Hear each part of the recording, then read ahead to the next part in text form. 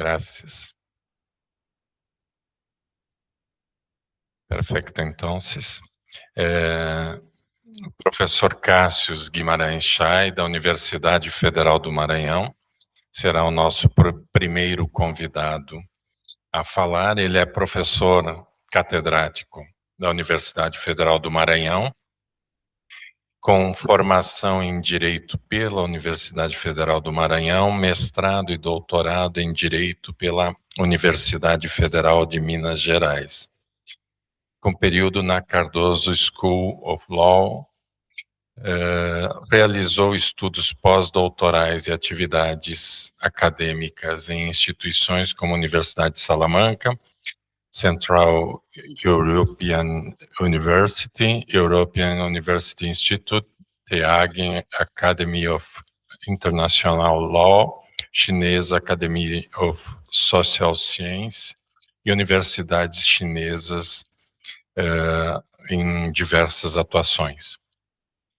É docente em programas de pós-graduação na Universidade Federal do Maranhão, na Faculdade de Direito de Vitória, além de promotor de justiça do Ministério Público do Maranhão. Atua nas áreas de direito público, constitucionalismo, direito internacional, administração pública, direitos humanos, geopolítica, justiça climática, governança algorítmica, criminologia, desenvolvimento e regulação de atividades especiais. O professor Cássio é nosso parceiro nos eventos já há algum tempo. Agradecemos imensamente mais uma vez o seu contributo neste evento e dizer que eu pessoalmente o invejo, porque tem uma capacidade de trabalho e de articulação. Eu só fico na torcida e muitas vezes o acompanho pelas redes sociais e de repente numa manhã ele está na China, na outra manhã ele já está na Europa e assim contribuindo para o conhecimento, que é algo muito relevante para todos nós. E muito obrigado pela sua presença aqui. Passo a palavra então para a sua exposição.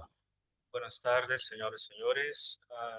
Antes de todo, me gustaría subrayar el honor y felicidad de compartir una vez más esta experiencia inolvidable con nuestros compañeros y compañeras.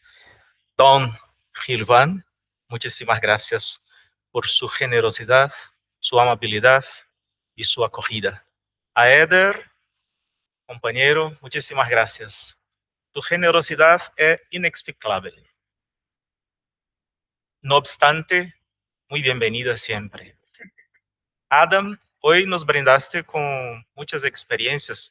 Yo vengo a Salamanca hace casi 25 años y por primera vez tuve la oportunidad de ingresar en la prestigiosa biblioteca salmantina. No solamente esto, pero toda acogida, desde el primer día, la apertura del trabajo, mientras oíamos la profesora doña doctora Neves. Es un gran honor para mí, una vez más, compartir esta experiencia con mis compañeros, compañeras, colegas de docencia y estudiantes. Ahora bien, por favor, la diapositiva. Gracias, señor. Me gustaría compartir con ustedes también haciendo mis cumplimientos a las compañeras de sesión, profesora Maya Rebazo Macho y Concepción. Un gusto conocerles y aprender con ustedes. A nuestros amigos también de la UEL y de la Universidad Fluminense en Brasil. Muy brevemente, me gustaría compartir algunas reflexiones sobre el tema de reglobalización y la nueva frontera moral. Hoy, durante nuestra visita a la biblioteca, nos enseñaba don Eduardo, con su gran sabiduría e experiencia, que hubo un tiempo que se enseñaba en Salamanca al inicio de la universidad, un curso intitulado Filosofía Moral, donde se predicaban lecciones sobre la ética, la economía y la política. Bueno, hablar de reglobalización, fronteras blandas y derechos de las personas migrantes. Me gustaría compartir algunos puntos desde la perspectiva experiencia de Brasil y por qué también no hacerlo bajo una reflexión acerca de nuestra experiencia en España. Es un honor compartir con ustedes este punto, un problema que ya no puede tratarse como un tema sectorial de política migratoria, porque no lo es. La migración contemporánea se ha convertido en una de las pruebas más sensibles de la calidad democrática o no calidad democrática de los estados, de la coherencia del derecho internacional y de la capacidad ética de nuestras instituciones. Ese es un texto que desarrollé con 3 orientandos en Brasil, todos ellos ya doctores. Dios gracias, tardó de más que se haga publicada la pieza y ahora todos somos doctores. Y para mí es un honor. Y aquí es el capítulo y el recorte sobre el tema reglobalización. Ahora bien, una economía global que exige movilidad absoluta para el capital y las mercancías. Esta reflexión sirve de base a esta exposición en la cual analizamos el impacto de la reglobalización bajo el recorte por la invitación para esta mesa, desigualdad, sobre los derechos y oportunidades de migrantes, refugiados y no ciudadanos, porque sí, convivimos con esta categoría político-jurídica de no ciudadanía. Su punto de partida es sencillo pero exigente. No estamos simplemente ante una continuación lineal de la globalización neoliberal, ni tampoco ante su desaparición. Estamos ante una reorganización selectiva de la interdependencia global atravesada por nuevas cadenas productivas, tecnologías digitales, acuerdos regionales, rivalidad geopolíticas, la securitización de fronteras y discursos nacional populistas. La tesis central es: la reglobalización no suprime las fronteras, las desplaza. Las fronteras dejan de ser únicamente líneas territoriales y pasan a operar como filtros jurídicos, económicos, tecnológicos y, subrayo, narrativos. Algunas personas circulan con facilidad: capital financiero, bienes estratégicos, datos, profesionales altamente calificados como vosotros. No obstante, otras personas no ciudadanas son detenidas, clasificadas, vigiladas o convertidas bien en problema de seguridad. Ahí aparece la contradicción fundamental de nuestro tiempo. Una economía global que exige movilidad y un orden político que restringe selectivamente la movilidad humana. Permítame introducir aquí el primer anclaje salmantino. Es con honor y preocupación que hablar de migración en Salamanca no es un gesto decorativo. El retrato de todos nosotros que un día supusimos que era legítimo venir a Salamanca y aprender de la educación y la sabiduría salmantina. Pero Salamanca evoca una tradición intelectual que con todas sus ambivalencias históricas obligó al pensamiento jurídico europeo a preguntarse por la indignidad de quienes estaban fuera del círculo inmediato de la ciudadanía, lengua, imperio o pertenencia. En ese sentido, Adam, estos días aprendemos de ti desde la apertura de las conferencias que Salamanca puede funcionar hoy como una memoria críptica.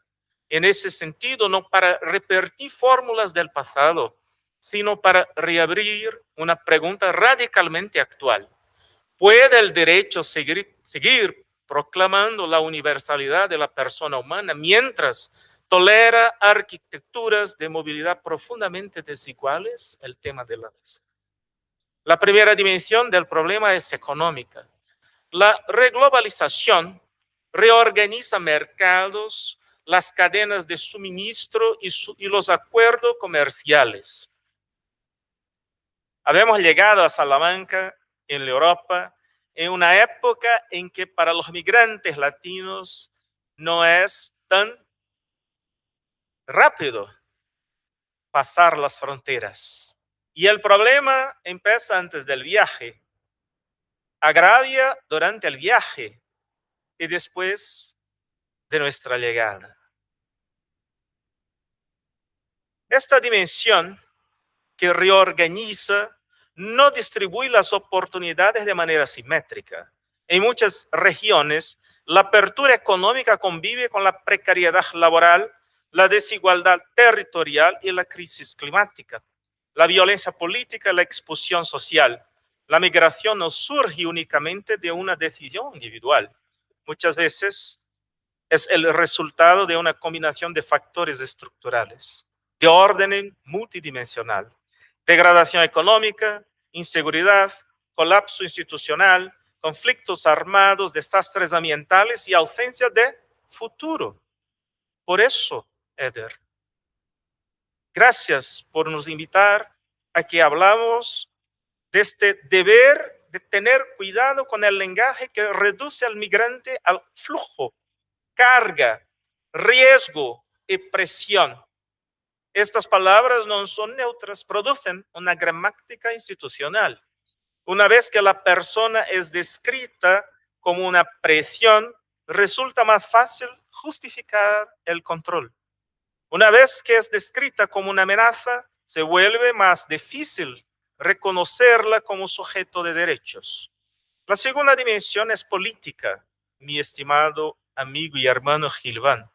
En varios contextos, la reglobalización ha coincidido con el ascenso de movimientos nacionalistas y de derecha radical que convierten la migración en símbolo de pérdida de soberanía, inseguridad cultural o competencia laboral. Así que el migrante aparece entonces como una figura de condensación del malestar social. Ya nos enseñaba la señora históricamente en su discurso sobre el declinio moral, Hannah Arendt. El migrante aparece entonces como una figura de condensación de este malestar de siglo. Se le atribuyen problemas que tienen causas mucho más profundas: precarización del trabajo, crisis de vivienda, debilitamiento de servicios públicos, desigualdad fiscal, miedo cultural y desconfianza institucional. Recordemos de estas dos últimas: miedo cultural y desconfianza institucional. ¿Y cuál es el resultado? Es una paradoja. Los estados participan en acuerdos comerciales, dependen de cadenas transnacionales, se benefician de la mano de obra extranjera y compiten por el talento global. No obstante, al mismo tiempo, a la vez, endurecen procedimientos de asilo, amplían controles fronterizos y producen zonas de semiciudadanía, estimada amiga y hermana Mónica, nuestra más nueva catedrática de nuestra universidad. En esas zonas, la persona está físicamente presente, económicamente útil, socialmente vulnerable, pero jurídicamente incompleta. No olvidemos, físicamente estamos presentes, económicamente somos útiles por una razón práctica, socialmente siempre vulnerabilizados, jurídicamente una eterna incompletud. El segundo anclaje contextual que nos lleva y nos trae a España es especialmente relevante porque condensa tres posiciones simultáneas. Es frontera sur de la Unión Europea, puente histórico con América Latina, espacio político donde se cruzan migraciones africanas, latinoamericanas, europeas y mediterráneas. No solo país receptor, es también un observatorio privilegiado de las tensiones entre hospitalidad, control, memoria colonial, ciudadanía, trabajo y seguridad. Desde estas perspectivas, la frontera hispano-marroquí no debe leerse únicamente como una línea geográfica, por ejemplo. Es una frontera blanda y dura a la vez. Dura para sus dispositivos físicos, policiales y administrativos. Es blanda porque se extiende a bases de datos, visados, perfiles de riesgo, cooperación externalizada, decisiones consulares y narrativas mediáticas.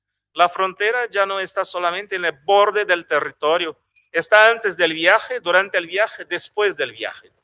Y ahí tenemos algunos de estos marcadores: pactos de seguridad, gestión tecnificada, alta capacidad.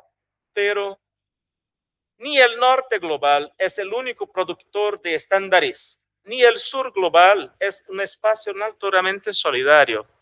Es por eso que es necesario hablarmos de una tercera dimensión, que es la tecnológica. Esto es uno de los puntos más delicados de nuestro trabajo. La gestión migratoria contemporánea incorpora biometría, reconocimiento facial, vigilancia de redes sociales, drones, bases de datos interoperables y sistemas automatizados que evaluacionan el riesgo. En principio, esos instrumentos se presentan como un mecanismo de eficiencia administrativa, pero a la vez constringe bajo la narrativa de la seguridad pública el sentimiento de pertenecimiento y de respeto mutuo entre gente que debería entenderse libres e iguales. Sin embargo, cuando operan sin transparencia, sin auditoría independiente, sin un control jurisdiccional efectivo, pueden reproducir sesgos, intensificar discriminaciones y convertir la vulnerabilidad en sospecha. Aquí el problema no es simplemente de la tecnología. El problema es la tecnología cuando se integra a una racionalidad institucional que presume el riesgo antes de reconocer la dignidad. La pregunta decisiva no es si los estados pueden gestionar las fronteras, estimada profesora Amaya. Claro que pueden. La pregunta es si esta gestión respecta la proporcionalidad, el debido proceso, la igualdad, la protección de datos, la no devolución, el acceso a recursos efectivos y el control democrático. En otras palabras, una frontera tecnológicamente sofisticada puede ser jurídicamente primitiva para los no ciudadanos, para los semiciudadanos, si no reconoce la persona migrante como sujeto de derechos. Por fin, agradeciendo la generosidad de esta acogida, la cuarta dimensión es comparativa. Trabajamos con experiencias europeas y sudamericanas. Esta comparación es metodológicamente valiosa, porque acá en Europa el debate se ha desplazado hacia pactos de migración y asilo, externalización, solidaridad entre Estados miembros, endurecimiento de procedimientos y gestión tecnificada de fronteras. En nuestro espacio, América del Sur, el caso venezolano, lamentablemente ayer, una otra tragedia sobre Venezuela. Qué lástima, qué tristeza. Caso venezolano, la respuesta brasileña, el papel de Mercosur y los acuerdos regionales muestran otra configuración. Tan violenta cuanto, por baja capacidad material en muchos contextos, pero también tradiciones normativas relevantes de residencia, regulación e integración regional. La comparación entre Europa y Mercosur nos permite evitar dos simplificaciones. Primera, idealizar el sur global como un espacio naturalmente más solidario. No somos. Somos violentos, somos malos, somos misógenos, patriarcalistas. Y todas estas variables se externalizan también en la fragmentación de la gestión de las políticas públicas, domésticas y para las políticas que reciben lo no doméstico, los semiciudadanos también que hay en Brasil. La realidad es más compleja. Hay avances y déficits en todos estos dos espacios. La diferencia está como cada región articula soberanía, movilidad, derechos sociales, mercado laboral y responsabilidad compartida. En este punto resulta importante recuperar una idea normativa sólida. La movilidad humana no puede ser tratada como una anomalía del sistema internacional. Es parte constitutiva de ese sistema. Yo soy hijo de un chino y una brasileña. Seguramente Gilvan no es 100% original de la tierra antes del encubrimiento de nosotros, como nos enseña el profesor sudamericano Ejera Flores. Bienes, capitales, servicios, información y riesgo circulan globalmente. Circulan las personas también. La cuestión no es cómo impedir esta realidad, sino cómo gobernarla sin destruir la dignidad de quienes se mueven. Quisiera cerrar volviendo a Salamanca. En una ciudad cuya memoria intelectual nos recuerda que el derecho se empobrece cuando se subordina por completo al poder, la migración nos obliga a repensar el estatuto contemporáneo de la persona. El migrante no es apenas quien cruza una frontera, es quien revela la frontera moral del orden jurídico. Sin la democracia constitucional, si la democracia constitucional solo protege plenamente a quienes ya pertenecen, su universalismo no es insuficiente. Si los derechos humanos dependen de la utilidad económica, dejan de ser derechos y se convierten en permisos condicionantes o condicionados. Si la tecnología decide sin rostro, sin explicación, sin recurso, la administración se aproxima peligrosamente a una soberanía opaca. Amigos y amigas, la reglobalización, por tanto, nos coloca ante una decisión histórica. ¿Podemos aceptar un mundo de integración económica sin integración humana? ¿De circulación de mercancías sin circulación de derechos? ¿De fronteras inteligentes sin instituciones justas? ¿O podemos construir una gramática jurídica más exigente, capaz de articular soberanía, responsabilidad, movilidad y dignidad? Así que la pregunta final que propongo a ustedes es: ¿qué tipo de orden jurídico estamos produciendo cuando el derecho abre caminos para el capital, pero estrecha los corredores de humanidad? Y esta respuesta a pregunta no corresponde solo a los gobiernos, también a la universidad, a la investigación doctoral, a la docencia crítica, a todos nosotros que todavía creemos que el derecho internacional y el constitucionalismo democrático no deben servir para administrar exclusiones, sino para limitar el poder cuando la vulnerabilidad humana está en juego. Muchísimas gracias por su atención.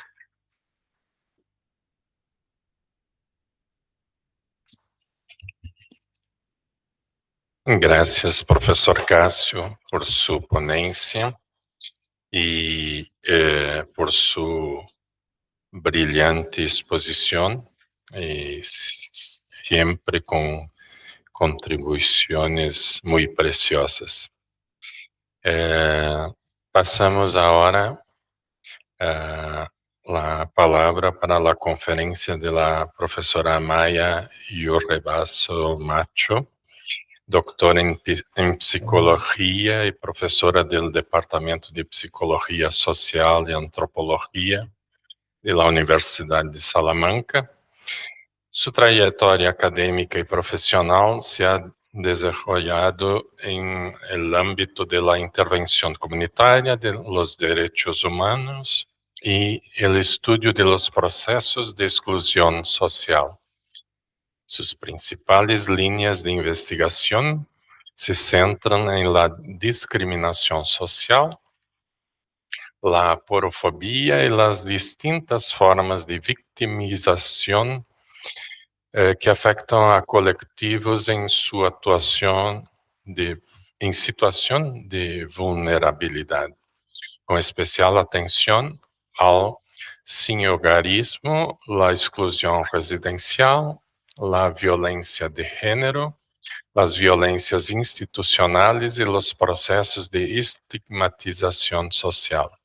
Asimismo, ha desarrollado trabajos sobre menores infractores, migraciones, delitos de odio e inserción sociolaboral.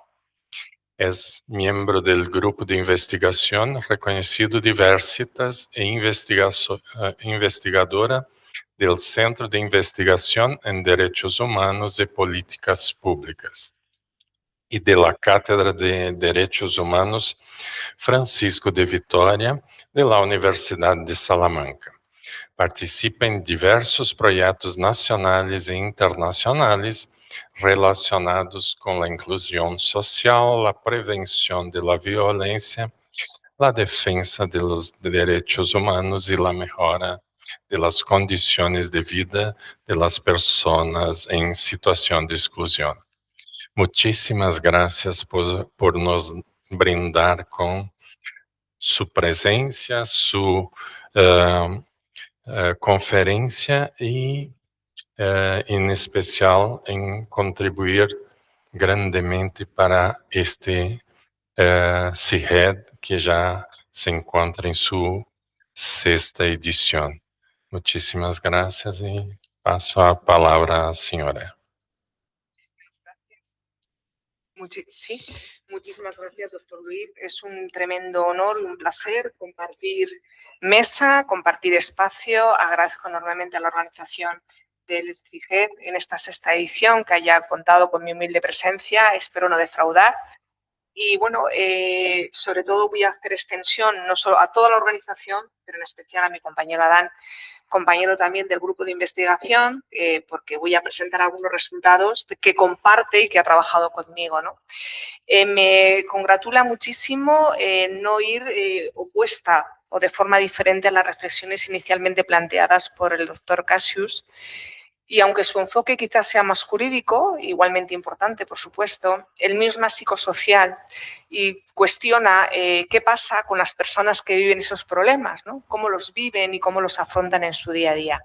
Hoy en concreto quiero trabajar, quiero hacer una reflexión conjunta con vosotros que tiene que ver con la situación de sinhogarismo femenino, que en parte en España representa a esa población migrante cuando viene y no es ciudadana, pero no solo a la población migrante, sino también a la española que vive otras situaciones provocadas por la precarización laboral, por los nuevos conceptos institucionales, por la economía, tal como se está planteando, etc.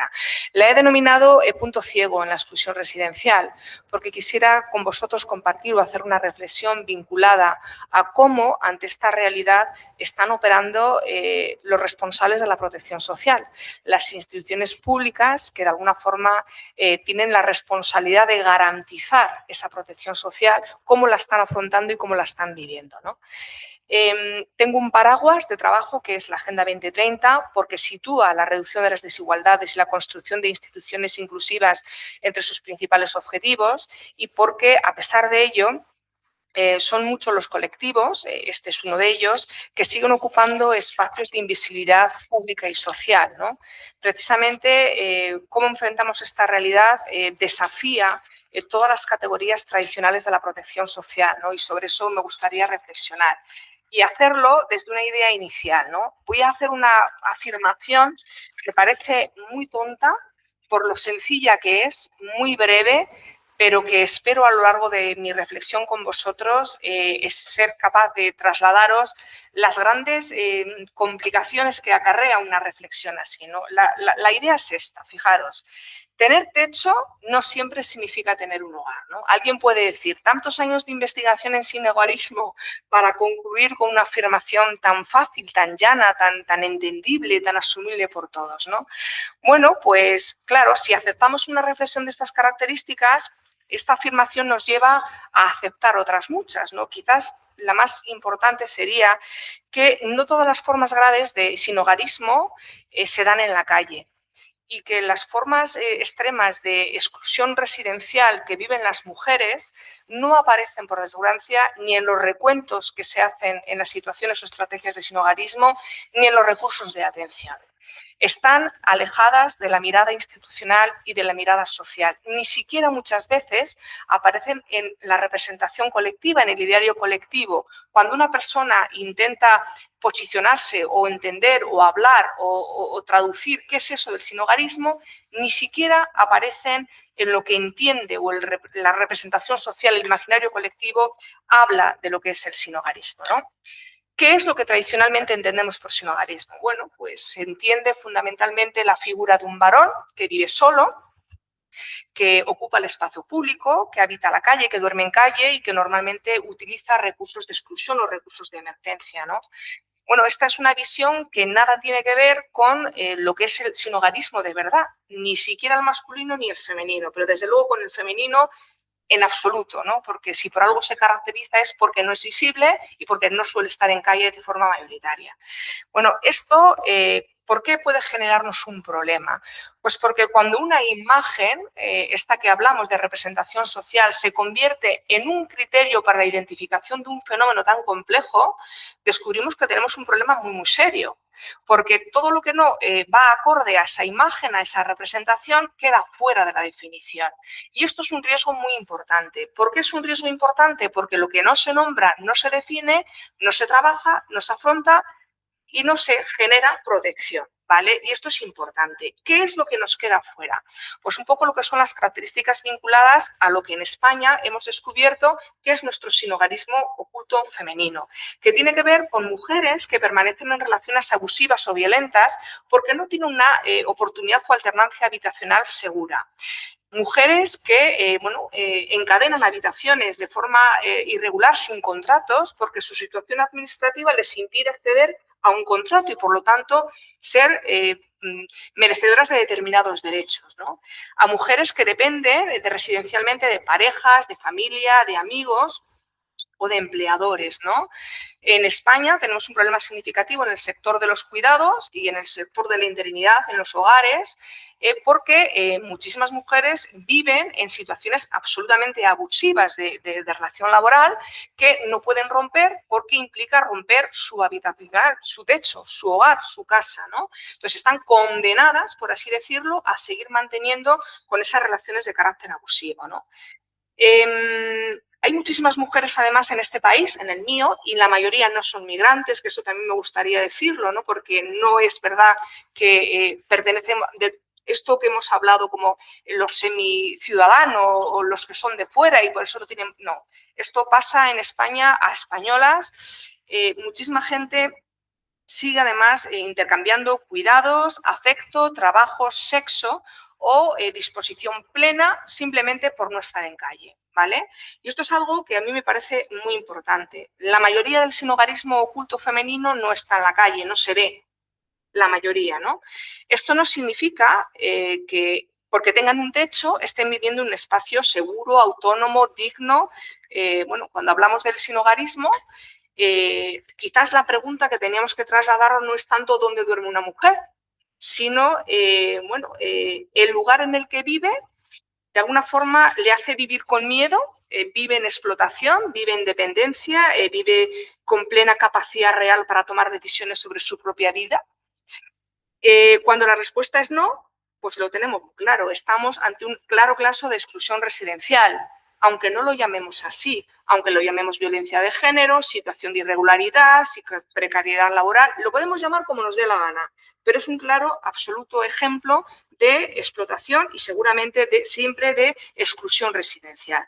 El sinhogarismo femenino no solo permanece oculto porque se dé en los espacios privados o semiprivados, ¿no? La inmensa mayor parte de las situaciones de sinhogarismo oculto están ocultas porque desde el punto de vista nuestras categorías sociales, institucionales y profesionales no están capacitadas para detectarlo. ¿no? Bueno, en el año 89, con FEANSA, la Federación Europea de Organización de Nacionales, de Organismos Nacionales que trabajan con personas en situación de sin hogar, hizo un esfuerzo muy importante en la categorización del sinhogarismo, trasladando la definición mucho más allá de lo que es la situación de calle, ¿no? Incorporó 2 nuevas categorías, hay 4 categorías, las 2 últimas son las que aluden a la vivienda insegura y la vivienda inadecuada, ¿no? Pero una cosa es que hayamos sido capaces de identificar técnicamente esa realidad que hemos descrito, vivir de una forma inadecuada o vivir de una forma insegura, y otra cosa es que hayamos sido capaces de que esta categoría transforme realmente los procedimientos, los criterios de acceso, los sistemas de detección y de protección a las personas que viven en esta situación, ¿no? Esto hace alusión a que tenemos quizás definiciones a veces muy amplias o conceptualmente se nos llena mucho la boca con grandes términos que aluden o de alguna forma identifican realidades, pero seguimos interviniendo con una mirada muy estrecha del fenómeno. ¿Y a qué hago alusión? Pues a que nos encontramos con una absoluta parcelación institucional en la atención de las personas, mujeres en este caso, que viven en situación de sinhogarismo. ¿Cuál es la parcelación? Bueno, y he reflejado ahí algunos de los posibles ejemplos. ¿No? Tenemos, por ejemplo, el sistema de violencia de género, que se preocupan las valoraciones del riesgo de identificar situaciones de violencia, pero no va un pasito más allá a la hora de identificar las dependencias relacionales vinculadas precisamente a la habitabilidad y el espacio. Tenemos el sistema de servicios sociales que está ayudando a determinadas personas por una situación de umbral de pobreza, con determinados recursos, cofinanciando luz, cofinanciando agua, y no alcanza a determinar o identificar situaciones de explotación laboral o situación de dependencia laboral, por ejemplo, ¿no?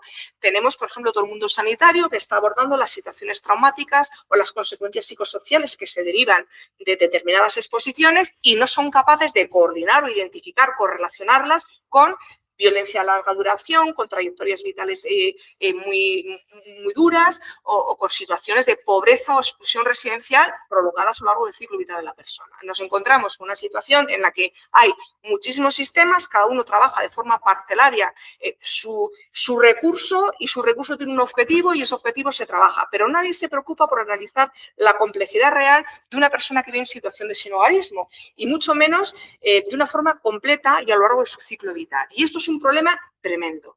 Es un problema muy importante porque condiciona no solamente las posibilidades de salida y de recuperación de estas personas, sino el hecho de que muchas veces incluso hace que estas personas ni siquiera sean reconocidas por su situación y por lo tanto no van a ser merecedoras de derechos y no van a acceder a los recursos de ayuda porque no se las identifica como tales. Y esto es un problema serio desde el punto de vista institucional y de acceso a derechos, que es lo que de alguna forma todo ser humano tiene o debe tener, ¿vale?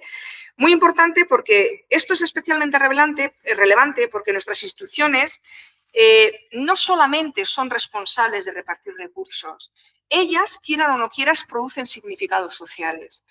Nombran, clasifican, priorizan, legitiman determinadas demandas. Y cuando una experiencia como la que estamos contando, que no es aparentemente visible, se escapa un poco de los marcos de los disponibles, de las categorías tradicionalmente que se hablan, la persona no solamente tiene el riesgo de quedar fuera de un recurso de atención, sino que corre realmente el riesgo de ser excluida de todo el sistema por no ser reconocida como merecedora de protección social.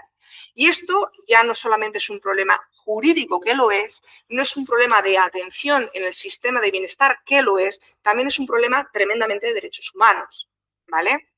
Bueno, cuando hablamos de esto, hablamos de una de las manifestaciones más importantes y más sutiles de lo que denominamos la aporofobia institucional. Bueno, todo el mundo reconoce la aporofobia una vez que en el 17 se incorpora la denominación que Adela Cortina hace a un problema que es histórico y que ha existido a lo largo de la humanidad, que es la aversión, el rechazo, el odio, el desprecio de las personas por su situación de pobreza, ¿no? Pero lo que tenemos que ser muy cautos es que no basta con nombrar, hay que identificar cómo se manifiesta. Y la aporofobia no suele expresarse únicamente en insultos, agresiones, conductas explícitas de rechazo, ¿no? Tiende a operar también de formas mucho más sutiles, ¿no? En la sospecha, en la desconfianza, en la exigencia constante de demostrar necesidad, en la culpabilización, en el paternalismo, en la el infantilizar a las personas y negarles la agencia que realmente tienen los servicios de atención, ¿no? en estar continuamente haciendo demostrar a la persona que es merecedora de esa ayuda y en ponerle a veces situaciones o requisitos para acceder a ella que es absolutamente imposible que pueda cumplir y pueda hacer, ¿no? La porofobia, por lo tanto, no solo rechaza la pobreza visible, puede impedir que determinadas formas de pobreza sean reconocidas como socialmente relevantes y, por lo tanto, no puedan acceder a protección social, ¿vale? En el caso de las mujeres, esto adquiere una especial relevancia y tiene gran calado y es particularmente intenso. ¿Por qué? Porque si algo ha demostrado la investigación científica en el campo del sinhogarismo femenino es que no se puede hablar de él sin hablar de violencia de género, sin hablar de abusos en la infancia, sin hablar de polivictimización, sin hablar de redes de apoyo destruidas, sin hablar de abandono y negligencia parental, sin hablar de sistemas de explotación, sin hablar de pobreza. No se puede hablar de sinhogarismo sin hablar de todas estas realidades.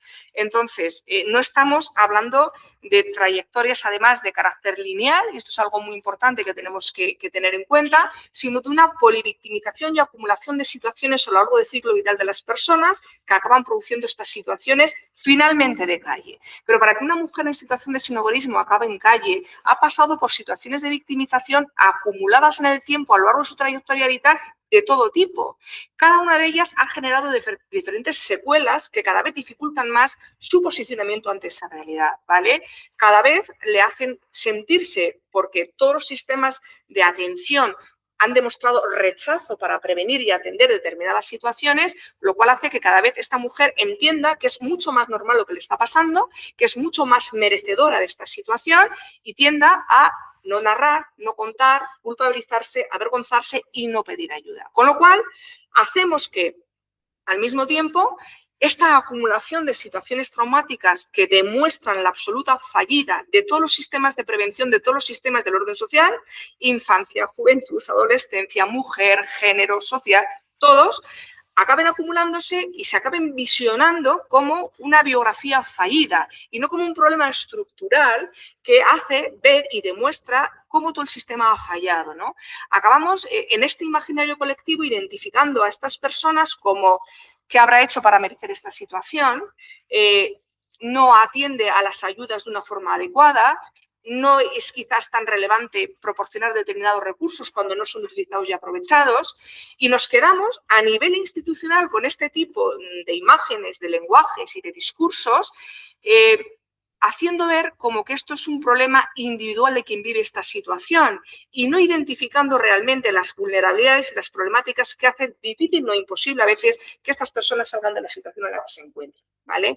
Y son problemas de carácter estructural que a cualquiera de nosotros nos pueden afectar en un momento determinado porque nadie de los que está aquí está exento de que tenga un problema con su empresa, con su negocio que haga quebrar y tenga un riesgo de desahucio, nadie está exento a sufrir violencia, nadie está exento a sufrir un proceso traumático que le haga perder de alguna forma, ¿no? Entonces, lo más curioso de todo esto es que desde el punto de vista institucional, además, seguimos ahondando en un lenguaje y una especie de cómo explicamos estos procesos desde ese punto individual y no desde el punto estructural, ¿no? Y nos seguimos preguntando por qué alguien no vive en la calle o por qué alguien está en esta situación, en lugar de preguntarnos cuáles son las condiciones que están impidiendo que esta persona salga de esta situación, ¿no? Que sería identificar de alguna forma las dimensiones estructurales que tenemos que trabajar para ahondar, ¿no?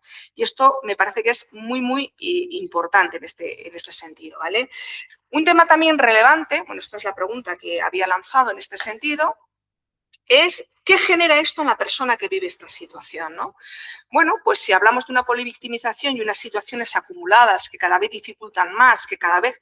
Nosotros en psicología hablamos de la normalización de la violencia, ¿no? Cuando una mujer, un hombre, da igual, una víctima social en este caso, acaba identificando situaciones como, bueno, es normal que esto me pase a mí, ¿qué voy a hacer? Todavía hay gente que está peor que yo.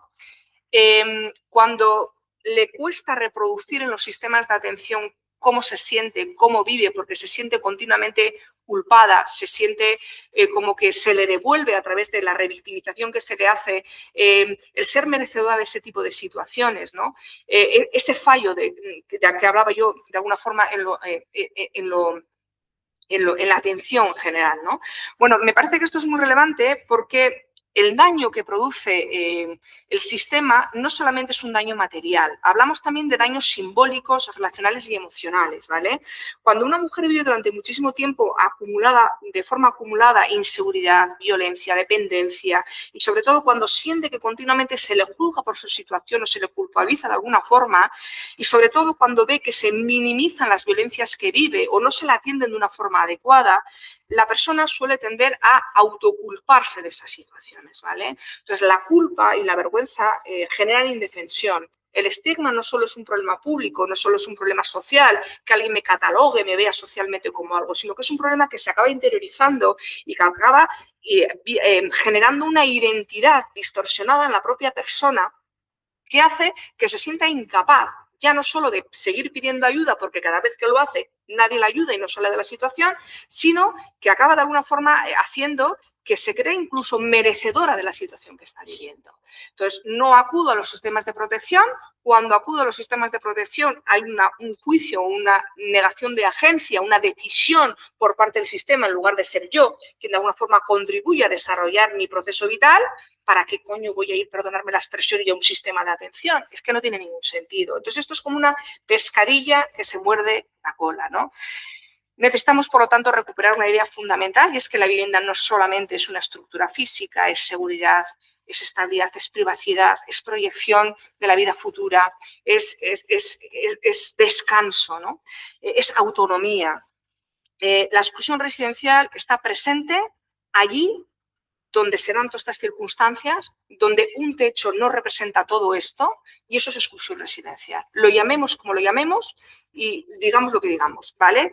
Situaciones, bueno, que a veces, ya digo, ni siquiera los recursos se interpretan como exclusión residencial y por lo tanto no se activan, no se ponen en marcha, no accedemos a la protección, no se articulan los mecanismos legales existentes reconocidos en el entramado institucional y no se hace uso de ellos y, por lo tanto, parece como que no son ni necesarios. Y eso implica que las nuevas políticas públicas se recortan porque no se hace uso de ellos por entender que no son necesarios. O sea, otra vez, pescadilla que muerde la cola. Bueno, esto es tremendamente problemático, ¿no? La intervención no puede limitarse nunca a preguntar, insisto, quién necesita alojamiento, nunca, sino en crear condiciones para que una mujer pueda narrar sin ser juzgada, con libertad, todo aquello que está viviendo, ¿no? Que pueda explicar qué implica esta aporofobia institucional, que rara vez se representa como un rechazo implícito, que aparece normalmente como una práctica aparentemente neutral, como un criterio de acceso demasiado rígido, como una interpretación moralizante, como una exigencia documental que es imposible que una mujer pueda en un momento determinado cumplir, como una espera injustificada de tiempos que uno sabe a qué atiende, ¿no? Y sobre todo, bueno, que incorpore de alguna forma una intervención que exija a la mujer demostrar continuamente que es merecedora de esa protección social, ¿no? Hablar de ese hogarismo oculto femenino en España es hablar de muchas más cosas que de recursos que siguen siendo necesarios porque son muy pocos, pero es hablar de violencia, de dependencia, de precariedad. ¿Qué podemos hacer para revertir esta situación en la atención institucional?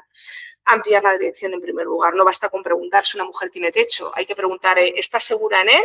¿Vive dependiente de algo? ¿Puede salir de él cuando le dé la gana? ¿Hay una situación de violencia que tengo que aguantar porque si no me quedo en calle? La segunda es incorporar una mirada absolutamente preventiva. La exclusión, de alguna forma, tiene que hacerse visible porque no está en la calle, están los otros sistemas que tienen que tener, de alguna forma, la necesidad de identificar e ir mucho más allá de la pregunta concreta que es el objeto del recurso concreto en el que estoy en un momento determinado. Evidentemente hay que mejorar la coordinación institucional, vivienda, servicios sociales, violencia de género, salud, extranjería, trabajo, inspección de trabajo. Es absolutamente imprescindible que se comparta la información que se tiene porque es la única forma de poder identificar antes de que llegue a una situación extrema, que es muy difícil, pero cuando una mujer llega a calle, muy a diferencia de lo que es el hombre cuando llega a calle, está tan deteriorada y es tan complejo trabajar con ella que realmente se hace muy difícil, ¿no? Entonces, todos los pasos previos que han fallado son los que estos sistemas tienen que ayudarnos compartiendo esa información para detener de alguna forma y abordar a tiempo. revisarnos los sesgos profesionales. Pero ¿quién narices somos nosotros para determinar quién es merecedor de un derecho? ¿Quién tiene más posibilidades de salir de una situación? ¿Quién de alguna forma es más fácil que cumple a los objetivos de un recurso? ¿Quiénes somos nosotros, Dios, ahora para determinar en el mundo de la atención y la protección social que hay excluidos dentro de la exclusión, que hay quienes merecen más ser atendidos que otros? Esto es un problema importante desde el punto ético-moral, cada cual colabore como quiera, pero es una realidad que alude al ámbito profesional de quienes trabajamos en atención, ¿vale? Y una incorporación de una dimensión absolutamente reparadora, ¿no? Muchas mujeres no necesitan solo un recurso, necesitan reconstruir su biografía, recuperar su agencia, su legitimidad, y que alguien les lance la idea de que tu historia es normal que te sientas como te sientes, es normal que estés así, pero no es tu responsabilidad. No es la tuya y no estás sola y no tienes por qué estar sola y no tienes que estar demostrando continuamente que mereces derechos. Los tienes porque son tuyos y la protección es un derecho que tienes por ser un ser humano. Punto pelota, ¿vale? Esto es importante. Llegados a este punto, vinculo algunos de los objetivos de desarrollo sostenido de la Agenda 2030 con la situación que estamos analizando, ¿no? No se trata, y esto sí me gustaría dejar muy claro, de encajar en varios de los objetivos, porque creo que es muy fácil. Los objetivos de desarrollo sostenible no son etiquetas acumulables, son una forma de auditar el funcionamiento de las administraciones públicas y de las políticas públicas de todos los que nos hemos adherido a ellos. Por lo tanto, hay que tomarse esto con un poquito más de seriedad, ¿no? Pero sí implica hacer unas reflexiones importantes, ¿no? Si nos vinculamos a los más interesantes para el sinhogarismo oculto femenino, el de la pobreza. La pobreza no solamente es no tener recursos, es no tener legitimidad, no ser reconocido, es estar estigmatizado, es que eso es ser pobre socialmente. En consecuencia, eso se tiene que identificar y se tiene que trabajar, ¿no? Otro de los objetivos fundamentales, como no, en el caso del sinhogarismo oculto, es porque es femenino, es el género. Y cuando hablamos del género es que no puede haber una política pública que no tenga una perspectiva de género. No podemos seguir diseñando dispositivos y recursos atendiendo al sinhogarismo en general, porque es una mirada absolutamente varonil de la situación que nada tiene que ver con la trayectoria vital de una mujer y con la trayectoria vital de alguien que está en calle o que no está en calle, precisamente porque si algo hace el sinhogarismo femenino es todas las estrategias posibles de protección para no acabar en situaciones mucho más victimizantes y violentas como son la calle, ¿vale? Esto es muy importante. Entonces, otro de los objetivos fundamentales que apela de alguna forma directa es el tema de las desigualdades, ¿no? El objetivo de reducción de desigualdades, el número 10, es tremendamente importante. Cuando hablamos de desigualdades, es muy claro en el ámbito del sinhogarismo que no hay una única dimensión de exclusión, ¿no? En el femenino, o sea, es una red interseccional tremenda donde operan situaciones vinculadas no solo a género, a edad, por ejemplo, o sea, hay sinhogarismo con 80 años. O sea, ¿qué sistema de estado de bienestar puede permitir que alguien con 80 años esté en situación de calle? No sé si me explico, es que es inconstitucional absoluto, incumple todas las normativas vigentes en nuestro país, pero será muy importante, ¿no? El origen, bueno, ya cuando hablamos de situaciones migrantes, de condicionantes como la racialización, como la situación de irregularidad, pero me da igual, situación de discapacidad, situación de salud mental o drogadicción, adicciones, es un complejo, un cúmulo de diferentes situaciones de desigualdad que hay que tener muy en cuenta. Las dos perspectivas fundamentales del sinhogarismo oculto en España, al menos sin duda, es el tema interseccional y el tema trayectoria vital de vida, la acumulación de polivictimizaciones a lo largo de la vida. Esto es tremendamente fundamental, ¿no? Y además hay otra desigualdad añadida, ¿no? Y es el del continuo reconocimiento, el continuamente tengo que demostrar que soy merecedora de una situación de protección que tengo como derecho propio por ser ciudadana, ¿no? Esto es muy importante añadirlo. El objetivo 11 también es muy importante para nosotros, el que alude a las comunidades sostenibles. ¿Por qué? Quizás es el más evidente, ¿no? Aquí me gustaría no hacer una lectura material de lo que es la vivienda. No basta el acceso al alojamiento, sino que una mujer no tiene por qué ser, el objetivo no es el techo, sino es la seguridad del hogar, es decir, protección, autonomía. Si eso no se da, aunque haya techo, no estamos trabajando, no estamos haciendo absolutamente nada. El objetivo 16, sobre paz, justicia e instituciones sólidas e inclusivas, a mi juicio, es uno de los vínculos más importantes con el sinhogarismo oculto, porque el sinhogarismo no interpela solo a las políticas de vivienda o los servicios sociales, ¿no? Interpela a la calidad democrática de nuestras instituciones, interpela a cuando una institución es inclusiva es cuando no es capaz de ver un problema cuando alguien ya está en calle. Eso es el fracaso más absoluto de la institución. Es cuando ha sido capaz, a través de todo el recorrido, de identificar los puntos clave donde se puede intervenir en los diferentes sistemas para evitar que se llegue a esa situación extrema. Y cuando eso no lo estamos haciendo y solo estamos viendo lo visible o atendiendo lo visible, no estamos atendiendo, estamos tratando de reparar. No es lo mismo un concepto asistencial de los derechos que generar derecho y protección. Son cosas totalmente diferentes y es algo que deberíamos tener muy, muy claro. No puede haber reducción real de desigualdades si no revisamos los sesgos que determinan quién es considerado merecedor de un derecho o de protección. No puede haber nunca instituciones inclusivas si solo somos capaces de proteger aquello que vemos y no aquello que sabemos puede ocurrir y está oculto, pero sabemos identificar dentro de los sistemas. No puede haber sinhogarismo, o sea, el sinhogarismo oculto femenino no es una cuestión marginal, es una prueba de estrés, a mi juicio, para las políticas públicas sociales y para nuestras propias instituciones y para nuestras propias democracias, ¿no? Nos obliga a preguntarnos qué vidas sabemos ver y cuáles no, qué daños sabemos nombrar y cuáles minimizamos y, sobre todo, qué necesidades activan protección y cuáles aparecen atrapadas en el silencio, ¿no? Bueno, sin más, me parece que es una reflexión que espero compartir con vosotros y estoy atenta a cualquier cuestión o duda o pregunta que luego queráis lanzarme. Gracias.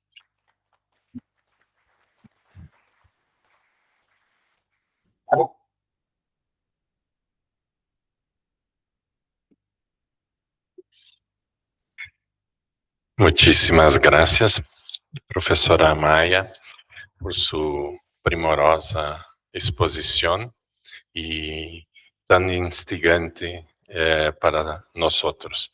En final, creo que abrimos entonces para las cuestiones, las preguntas para que possamos discutir estas cuestiones tan significativas. Passo a seguir para, nesta sequência, entonces, para la exposición del... ¿Es eso? Oh, sí. De la profesora Selena Tierno Barrios, de la Universidad Nacional de Educación a Distancia, UNED.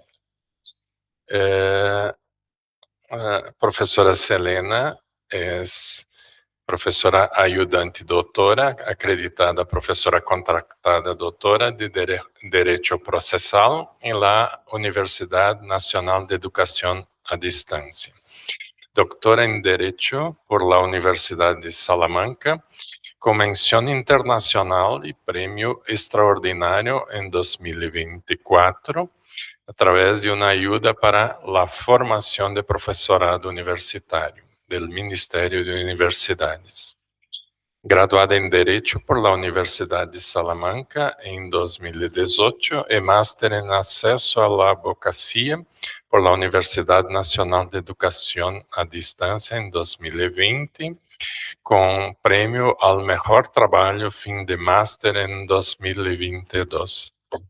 Es autora de múltiples publicações em editoriais e revistas de impacto, destacando dentro de sua trajetória el haber-se proclamado ganadora de la 6ª edición del Certamen de Estudios Críticos sobre la Justicia en 2023, organizado por el Instituto Iberoamericano de la Haya. Sus principales líneas de investigación son la justicia restaurativa y mediación penal, el acceso a la justicia de colectivos en situación de vulnerabilidad, el litigio estratégico, la violencia de género y el feminismo jurídico y el compliance. Nuestro especial agradecimiento también a profesora Selena por su presencia en Sexto CIGED y sin más paso entonces la palabra para su ponencia. Gracias. Muchísimas gracias por la presentación, cariñosa presentación. Bueno, pues en primer lugar, palabras de agradecimiento a Adán, al profesor Adán Carrizo. Lo hice el martes en el seminario del Foro de Debate Estudiantil sobre Políticas Públicas de Igualdad, pero siempre lo digo y lo repito en esta ocasión, que yo a Adán le debo muchísimas cosas, no solo académicamente, sino en la vida. Y aunque las gracias siempre sean infinitas, pues nunca serán suficientes para agradecerle todo lo que me ha aportado. Gracias también, por supuesto, al profesor Eder Van Pelt por pensar en mí para participar en este congreso y pensar que mi contribución podría enriquecer el debate y la reflexión que estamos teniendo. Y, por supuesto, pues también gracias al profesor Gil Van Hansen por ser el férreo impulsor de este magnífico proyecto y proyecto global que es este congreso y por acogerme aquí, compartir mesa, por supuesto, con mi amiga Amaya y el resto de compañeros y colegas a los que he tenido la oportunidad también de conocer y compartir experiencias. Bien, en los minutos que tengo por delante he titulado mi presentación como Desafíos del derecho como instrumento de subversión de la desigualdad en una sociedad globalizada y capitalista. Y el objetivo principal del trabajo es analizar de una forma crítica la situación particular de la víctima de violencia de género en el sistema de justicia penal español y, en definitiva, hacer valer el carácter emancipatorio que se le presupone al derecho como un instrumento de cambio debido a esa naturaleza ambivalente que tiene de conformidad y de subversión de las narrativas de dominación que gobiernan la sociedad globalizada y capitalista actual. Bien, que la igualdad de género se erija en uno de los 17 objetivos contenidos en la Agenda 2030 para el Desarrollo Sostenible debiera hacernos reflexionar acerca de cómo la desigualdad y la discriminación que ha sufrido históricamente y sigue sufriendo la mujer, pero también reflexionar, dicho de otra forma y en clave de futuro, qué avances se han logrado en la lucha por la igualdad entre hombres y mujeres y cuáles son los retos y desafíos que aún quedan por conseguir. De acuerdo con ONU Mujeres, hemos de insistir en cómo la consecución de la igualdad de género, pero también el disfrute de los derechos humanos en general, son dos elementos clave sin los cuales no es posible llevar a cabo aquel plan de acción universal dirigido a proteger el planeta, fortalecer la paz universal, garantizar una prosperidad compartida y asegurar el desarrollo personal de todos los seres humanos en dignidad e igualdad. Es decir, no cabe pensar en el desarrollo sostenible si la mitad de la población mundial continúa sin poder acceder a cada una de las esferas y ámbitos de la vida en el marco de una igualdad de oportunidades y de condiciones.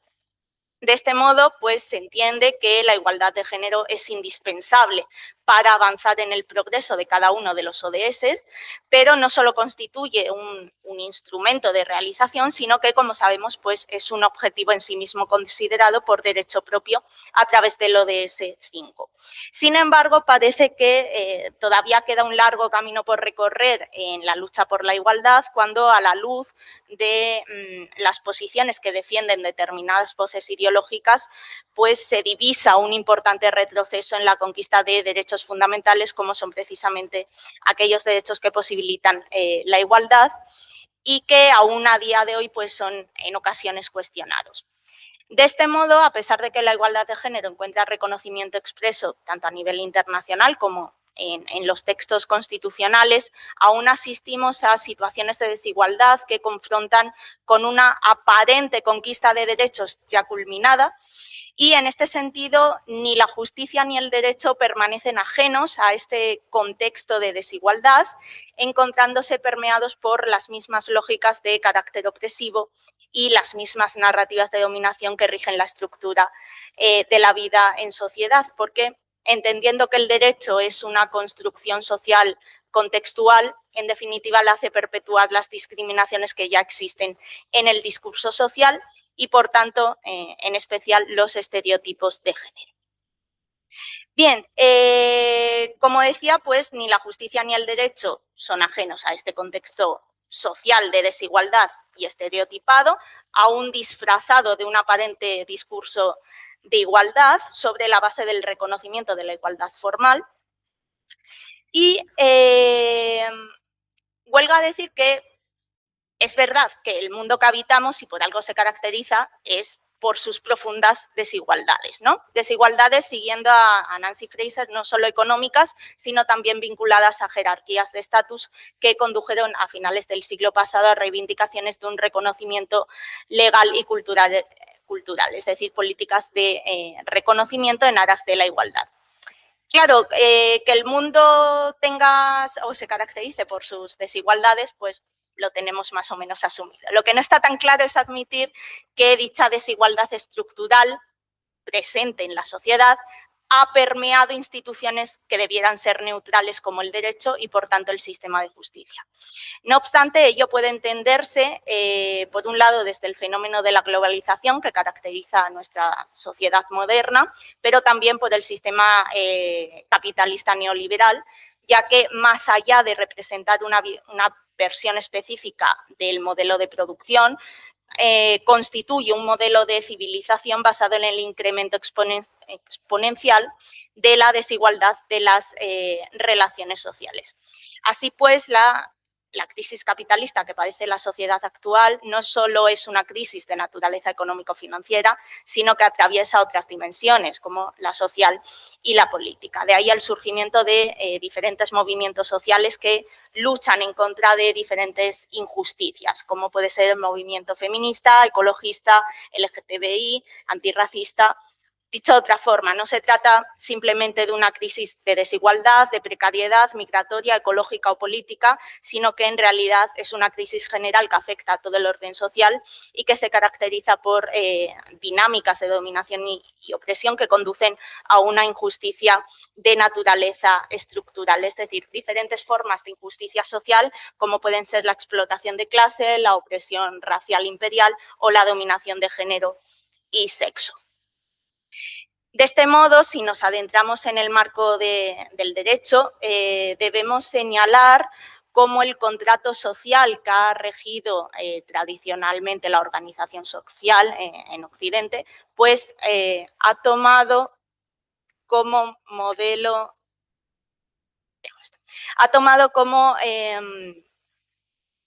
sujeto de referencia un arquetipo de individuo que no representa a la población total, lo que ha conducido bien al no reconocimiento o bien al reconocimiento tardío de derechos de los que son titulares aquellos sujetos que no encajan en este modelo de individuo. Así podemos comprender la existencia de normas en las que el sujeto referente político-jurídico que se ha seguido para su interpretación y posterior aplicación, pues haya sido el varón blanco heterosexual cisgénero con recursos económicos y sin discapacidad, lo que ha conducido a que la exclusión social que de manera tradicional se ha hecho de determinados grupos, pues también se haya llevado a cabo por el derecho. En este sentido, situar en los márgenes del proceso de aprobación de normas y de su aplicación a aquellos colectivos que por motivos de género, orientación o diversidad sexual o por motivos raciales no encajan en ese arquetipo de sujeto referente, pues desdibuja por completo el carácter universal, objetivo y racional que se le presupone al derecho. Es decir, excluir a las mujeres, a las personas LGTBI o a las personas migrantes de este proceso de aprobación de normas y de interpretación y de aplicación, refuerza el carácter performativo del derecho para legitimar estructuras de poder. En definitiva, se traduce en una especie de etiquetamiento que, desde su plasmación en las resoluciones judiciales, representa un mecanismo legitimador de estas estructuras en la medida en que esa autoridad de la que se haya investido le permite proclamar, normativizar y normalizar una realidad, en este caso, las relaciones de dominación. Y también, siguiendo con ONU Mujeres, hay que destacar que las leyes reflejan y refuerzan, de hecho, los privilegios y los intereses de aquellos que detentan el poder, ya sea en términos de clase social, origen racial, religión o género. Siguiendo este esquema, por tanto, también los sistemas de justicia reflejan dichos equilibrios. De hecho, uno de los múltiples medios a través de los cuales los estereotipos de género son perpetuados en el tiempo son las leyes, las políticas y las prácticas de los estados, pero realmente el derecho no es el que crea la discriminación en sí, sino que como instrumento de conformidad le hace perpetuar las discriminaciones que ya existen en el discurso social. Sin embargo, aunque tenga una naturaleza de conformidad, eso tampoco nos debiera llevarnos a ignorar el carácter también emancipatorio, predicable del derecho como instrumento de cambio, al representar también un espacio de transformación, en tanto que puede reconocer a los sujetos que tradicionalmente han sido olvidados y situados en los márgenes, al igual que sus experiencias, y contribuir a la reparación de los efectos perjudiciales de las normas. En esta línea, el derecho a acceso a la justicia de la mujer pues, no puede ser abordado de una forma separada o independiente respecto del tratamiento de la mujer en sociedad, o lo que es lo mismo respecto de la desigualdad y la discriminación que sufre, porque, como decimos, el derecho y, por tanto, el sistema judicial tiene la capacidad para reflejar esas mismas lógicas de opresión que estructuran la vida social. Así, si el derecho pues, es poder, el diseño de las instituciones jurídico-procesales se ha configurado partiendo de la premisa de que todos los conflictos únicamente tenían un sujeto protagonista, que ha sido el hombre, y ello ha conducido a que las experiencias y las singularidades de las mujeres permanecieran al margen, con la consiguiente legitimación de la desigualdad desde la propia ley. Todo ello se ha traducido en un sistema judicial que refleja en ocasiones los mismos estereotipos y prejuicios que tenemos presentes en la sociedad y, de hecho, ya en la década de los años 70, el movimiento conocido como Feminist Jurisprudence, nacido en el mundo académico anglosajón y escandinavo, denunciaba que el derecho es masculino, pues la ley ve y trata a las mujeres en el modo en el que los hombres lo hacen, tiene sexo en cuanto ignora las experiencias y las necesidades de las mujeres y también tiene género en la medida en que las relaciones de poder pues, tienen fiel reflejo en la norma jurídica. En esencia, lo que este movimiento pretendía visibilizar era la subordinación de la mujer en sociedad, entendiendo a su vez que el derecho favorecía el mantenimiento de dicha discriminación y defendía una teoría en la que la mirada de las mujeres posibilitara subvertir todos aquellos prejuicios y estructuras del discurso jurídico. Así, el Consejo de Europa ha identificado los estereotipos de género como uno de los principales obstáculos que dificultan el acceso a la justicia de las mujeres, tanto a nivel institucional legal como a nivel socioeconómico y cultural. De este modo, el objetivo a lograr pasa no solo por luchar contra el techo de cristal y el suelo pegajoso, sino también promover un cambio sustancial en el pensamiento, en el discurso y en la interpretación a través de la interiorización de ciertos valores que vienen de la mano de la educación en igualdad de género para, en definitiva, contribuir a la transformación de la dialéctica y el lenguaje jurídico.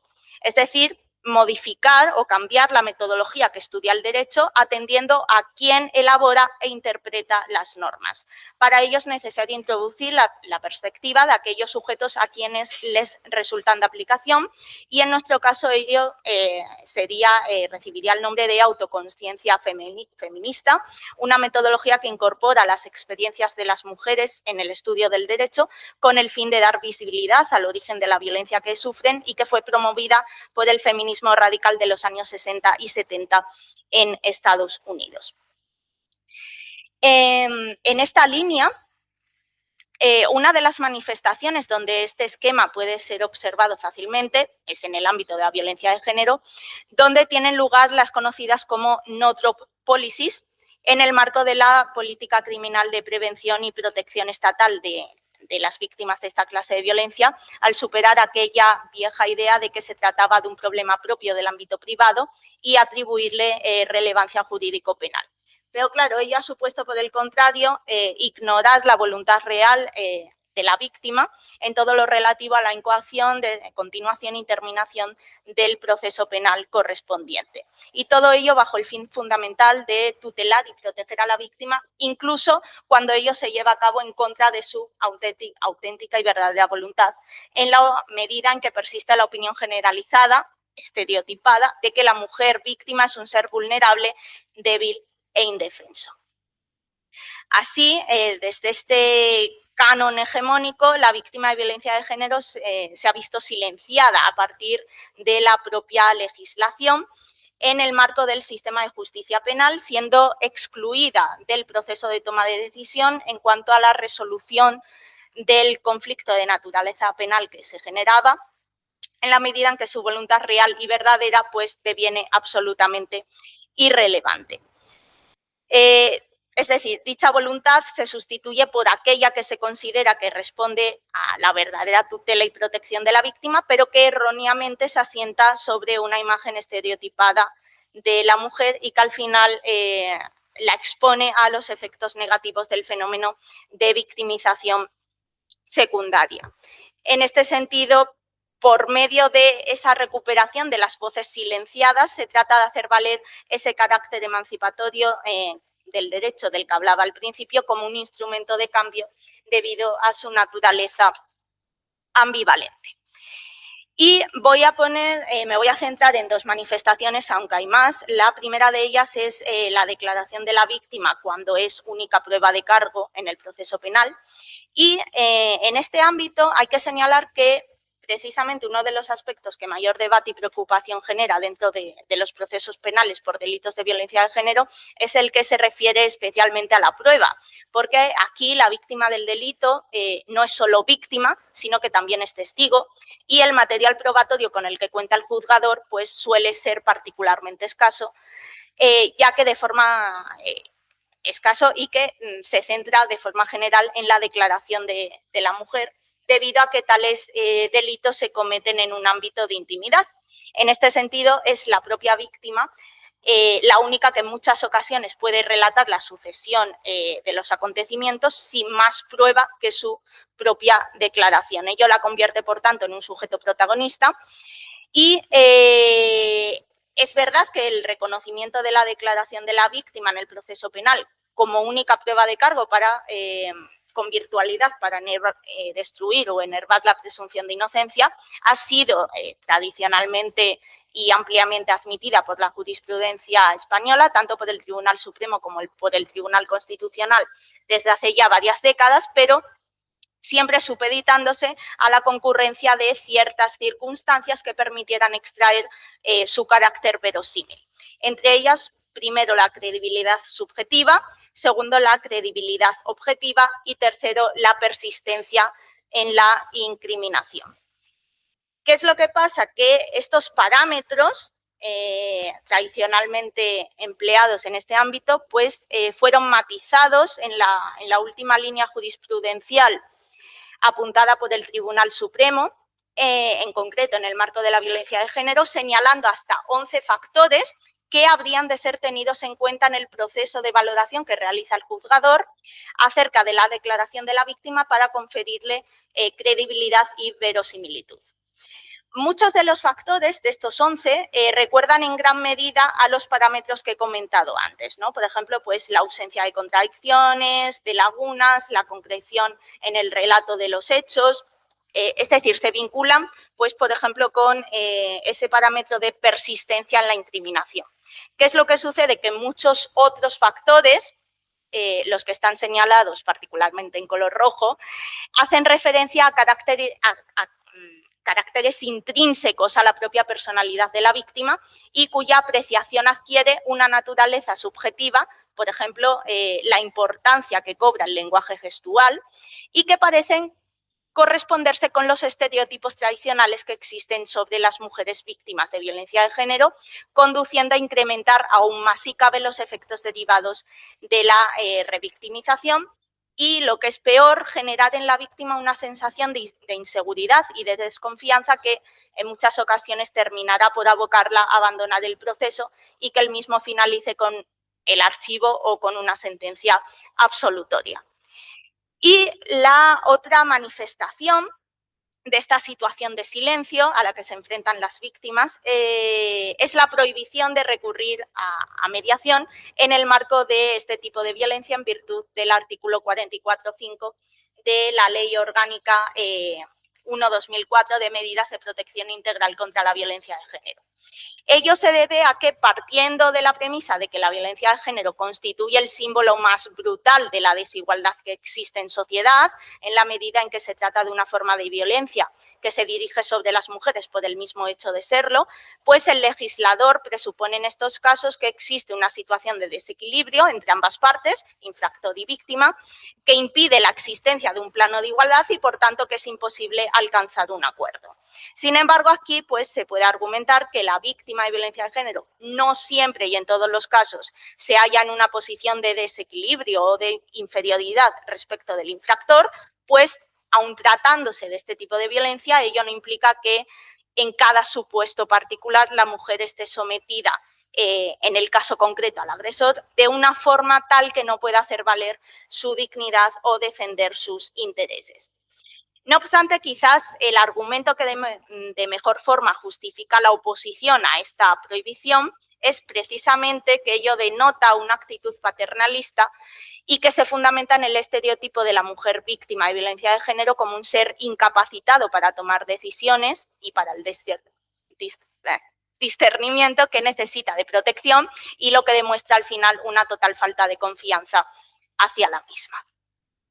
Así pues, en la medida en que la mediación penal, como práctica más destacada dentro de la corriente de la justicia restaurativa, pretende el redescubrimiento de la víctima, su revalorización y la devolución del papel protagonista que realmente tiene en la solución del conflicto penal, así como su reparación además integral por el daño ocasionado, permitir decidir a la mujer participar en este tipo de prácticas contribuye a su empoderamiento al no reducir ni anular su capacidad de decisión sobre si realmente desea acceder a los servicios de justicia restaurativa.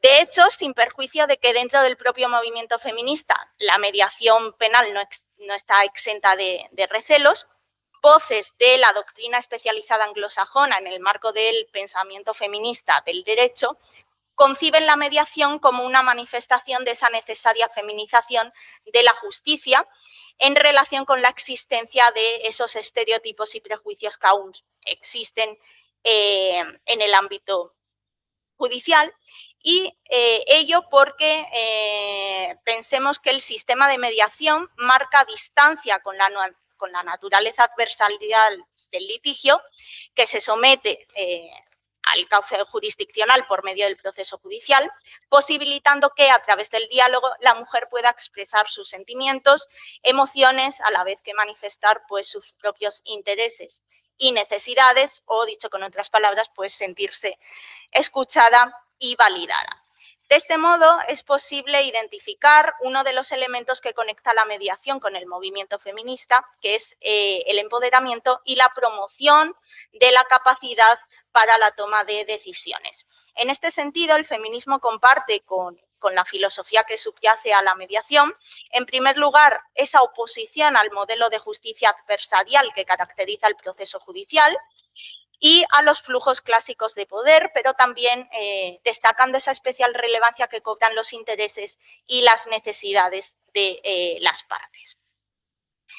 Bien, y ya para concluir, pues comentar que a través de estas manifestaciones que hemos analizado dentro del sistema de justicia penal en España, en las que se materializa el fenómeno de victimización secundaria en el ámbito de la violencia de género, pues vemos cómo ese sistema legal y judicial es permeable a los prejuicios y estereotipos sociales que acaba, en definitiva, limitando el ejercicio del derecho de acceso a la justicia de la mujer.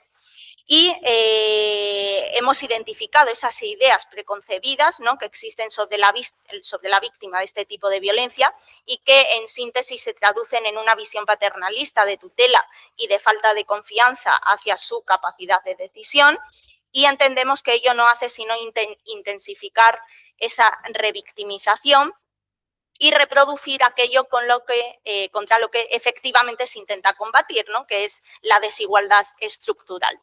La consecuencia directa es que la voluntad de estas víctimas deviene irrelevante, convirtiéndose en voces silenciadas que se sitúan en los márgenes de una justicia que no atiende a sus necesidades reales.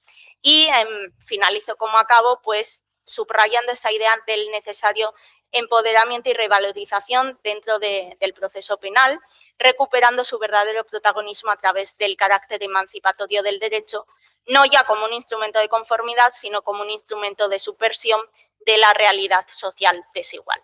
Y por mi parte, pues volver a agradecer y, por supuesto, al público asistente. Muchas gracias.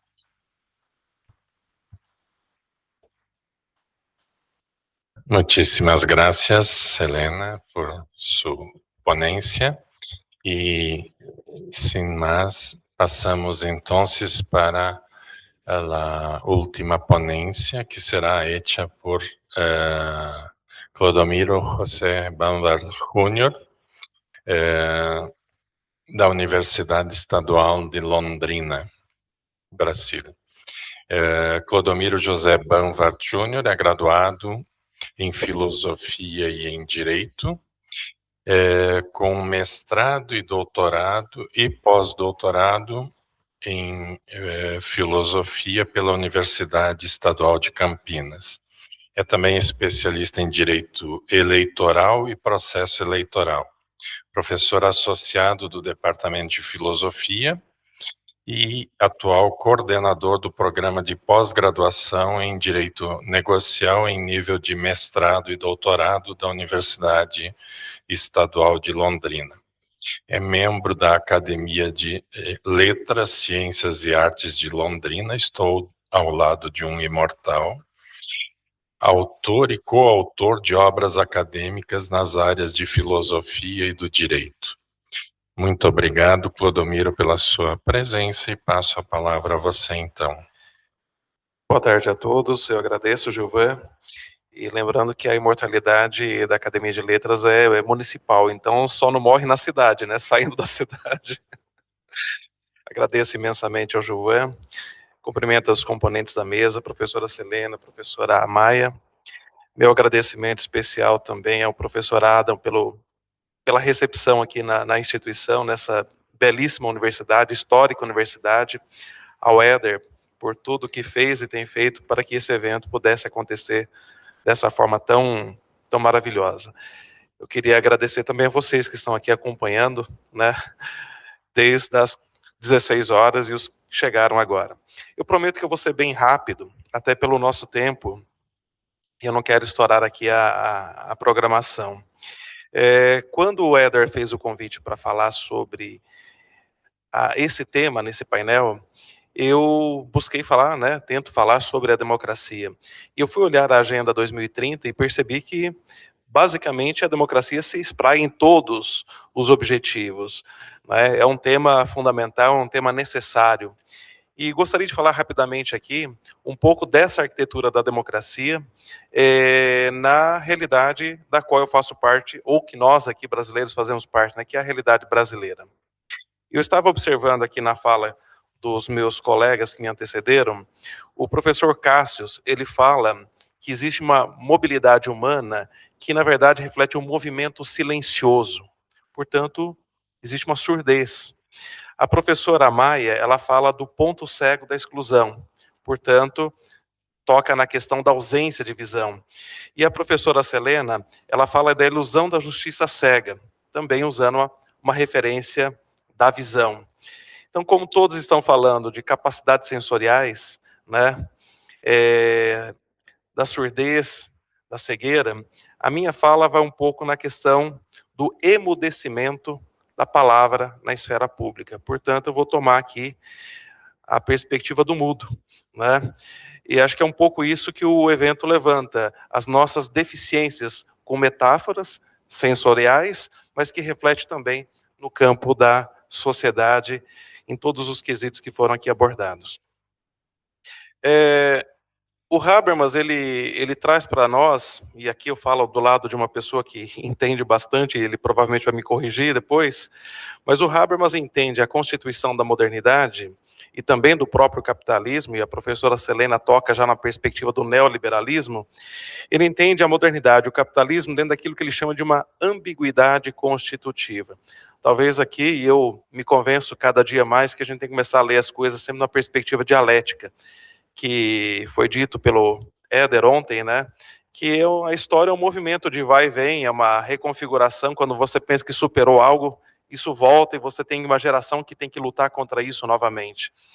Então, Habermas, um autor que nos deixou recentemente, ele estava entre o otimismo marxista, né, que tinha a ideia de um progresso técnico triunfante, né, passaremos pelo capitalismo e alcançaremos algo melhor, e o pessimismo weberiano e também dos frankfurtianos, que colocavam, né, a ideia de que a razão instrumental havia dominado todas as esferas da vida. O Habermas, então, ficará contra o Marx ao dizer que as conquistas burguesas não são todas elas ideológicas. Por quê? Porque desse capitalismo moderno nasceu também a esfera pública. E ele vai se colocar contra o Max Weber ao dizer que existe outra esfera de racionalidade não dominada pela instrumentalidade, e que é a razão comunicativa. E essa razão vai deslocar o locus da razão para a esfera intersubjetiva da linguagem. Então, o Habermas aposta numa ambiguidade constitutiva. Ou seja, de um lado nós temos a lógica instrumental, que é próprio da acumulação capitalista, e de outro, a lógica da argumentação e do debate racional, naquilo que nós entendemos, compreendemos como esfera pública. Ou seja, a dominação exigirá uma discursividade do poder. A argumentação que permeia o debate público racional, explicando-se, justificando-se e confirmando-se perante o interesse comum e o interesse público. É aquilo que o Habermas, do meu ponto de vista, chama da coercibilidade da força do melhor argumento, que no fundo, indica para nós a existência de uma teoria da aprendizagem. Como nós estamos aqui, e talvez sejamos os últimos da nossa geração com capacidade cognitiva, sensorial, de ficar sentado 2 horas ouvindo e aprendendo com as pessoas. Eu não sei, as próximas gerações, se vão suportar esse modelo de evento que nós ainda fazemos, né? O que nós estamos... Habermas, na verdade, está nos mostrando que a ambiguidade constitutiva da modernidade havia nos dado um substrato sólido que pudesse mostrar que a sociedade havia construído uma espécie de antídoto contra a mentira, contra o engano, contra a injustiça, que, na verdade, constituiu a base da sua crítica da teoria social moderna. O que nós estamos vivendo atualmente é algo diferente. Parece que nós estamos diante do casamento entre o capitalismo financeiro, que sobrepõe o capitalismo produtivo, e o Vale do Silício, que está parindo o capitalismo infofinanceiro ou um capitalismo digital. Estamos diante do instrumento de dominação mais eficiente já inventado, as redes sociais, sobre o domínio de empresas privadas. Portanto, o que está em risco hoje é justamente uma parte dessa ambiguidade constitutiva da modernidade, a esfera pública. Esse espaço onde ocorre o debate público, mantenedor do equilíbrio da política e também das instituições jurídicas. E é esse cenário, me parece, de tudo que eu ouvi nesse evento, onde nós estamos centrados. Quer dizer, todas as nossas discussões caminham para esse cenário. Um cenário em que nós estamos vendo um risco de desmoronamento das instituições que nós construímos ao longo da modernidade. E aqui eu lanço uma questão. E no Brasil? Será que no Brasil, e para os brasileiros presentes, me ajudem na resposta, será que de fato nós conseguimos, tal como Habermas coloca, fazer a construção de uma modernidade dentro dessa perspectiva de uma ambiguidade constitutiva? Né? Será que nós parimos um capitalismo, né, tal como foi feito na Europa, e também uma esfera pública, tal como colocado pelo Habermas? E aí nós temos pistas, e até eu falava ontem, né, pistas negativas, porque se nós lemos, por exemplo, o Sérgio Buarque de Holanda, em Raízes do Brasil, que é um weberiano, ele vai dizer que não. Se a gente lê mais recentemente o professor Marcelo Neves, que leu o Habermas, vai dizer que, no fundo, o que nós mal conseguimos construir foi uma modernidade periférica. Então, nós ficamos numa ambiguidade ainda maior. Por quê? Porque talvez essa ambiguidade constitutiva do Habermas não caiba na nossa realidade, na nossa história brasileira. Talvez a gente tenha que colocar um outro termo no lugar, uma ambiguidade talvez disruptiva, alguma coisa diferenciada. Até porque, se nós acompanharmos esses autores que tentam trazer uma explicação teórica à teoria social brasileira, nós vamos perceber que, de fato, nós estamos ou na periferia ou no estado de não modernidade. E é interessante, né, porque quando a gente assiste às aulas do professor Gilvan, né, vendo essa diferença entre modernidade e pós-modernidade, e muitas vezes discussões sobre a pós-modernidade no Brasil, numa realidade que você questiona se esse país, de fato, construiu a própria modernidade. Né? Então fica esse cenário bastante latente e que exige algumas respostas.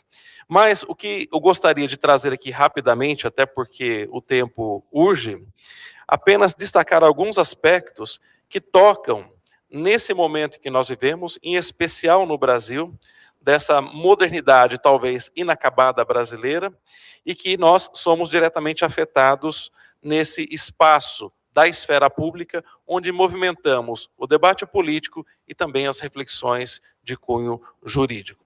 Talvez uma das questões que mais nos tocam hoje e que foi muito tratada aqui dentro desse evento é a polaridade algorítmica. Isso é muito interessante, porque nós hoje temos sociedades tão dicotômicas, né, tão rachadas. A polaridade algorítmica, ela é, de certa forma, uma mediação social realizada pela linguagem ordinária. A nossa mediação social, que antes era realizada por uma linguagem ordinária, passou a ser feita por uma mediação algorítmica, ou seja, uma estrutura lógico-matemática. E não podemos esquecer, o algoritmo, ele é o quê? Ele é binário, porque ele é comandado por uma estrutura lógico-formal, que se opõe à dialeticidade da própria vida. Então você cria com isso as infobolhas que aniquilam o debate, o contraditório respeitoso, deixando o sujeito refém de uma visão autista. Né? Talvez aqui entra o aspecto que eu destaco da minha fala. Quer dizer, nós vamos nos emudecendo, nós vamos nos tornando prisioneiros das nossas infobolhas, sem a possibilidade de contraditar aquilo que nós vemos e enxergamos como visão de mundo. E isso vai o quê? Vai nos afastando cada vez mais do contraditório, vai nos afastando cada vez mais de um diálogo respeitoso, criando essa espécie de barbárie digital que nós verificamos nas redes sociais. No Brasil, em específico, um outro ponto que me chama a atenção é a chamada teologia do domínio, que é um fenômeno que o Habermas já havia identificado nos seus textos no início dos anos 2000, que é a volta, o retorno do discurso religioso à esfera pública. A entrada da religião no espaço público, né, naquilo que ele chama de pós-secularização. E esse debate, ele é muito bem-vindo, porque a religião tem um conhecimento acumulado milenarmente. E esse conhecimento, ele pode sim ofertar uma contribuição dentro de um debate social plural. Porém, quando você vê esse discurso que penetra as redes sociais e requer um domínio de todas as esferas da sociedade por uma única forma de visão de mundo totalitária, isso acaba trazendo prejuízo à própria democracia. Né? E aqui nós temos dados bastante significativos, do meu ponto de vista, que é possível de ser analisado com um pouco mais de cuidado. Por exemplo, nós temos hoje no Brasil 82% das instituições religiosas responsáveis por políticas públicas de recolocar as pessoas que usam drogas, né? Reabilitação dessas pessoas que fazem uso de drogas. Então, você tem praticamente 82% das políticas públicas do governo federal nas mãos das igrejas. Ou seja, isso constitucionalmente assegurado, porque é uma parceria numa espécie de contribuição que essas instituições podem ofertar para o campo social, porém tem um detalhe. O detalhe é que o Estado coloca dinheiro e a pessoa sai de lá curada em nome de Jesus. Ou seja, até que ponto nós não estamos irrigando as instituições religiosas com dinheiro público por uma espécie disfarçada de proselitismo religioso, né? Uma vez que o Estado ele tem o quê? Uma base secular. Um outro aspecto que toca bastante é o abuso da confiança, né? Você tem uma relação, do ponto de vista da fé, que é uma relação fragilizada. Eu e o professor Gilvan, nós escrevemos um livro durante a pandemia, cujo título é Entre a Vida e a Morte, o que nós colhemos no caminho? Discussões filosóficas e teológicas no momento de crise da existência humana. E, de fato, quem é de nós que não tem fragilidade diante de questionamentos acerca da nossa própria existência, né? Quem é que não se depara com uma situação difícil de responder, sabendo que um dia, pela toda a eternidade, nunca mais abriremos os nossos olhos para enxergar esse mundo?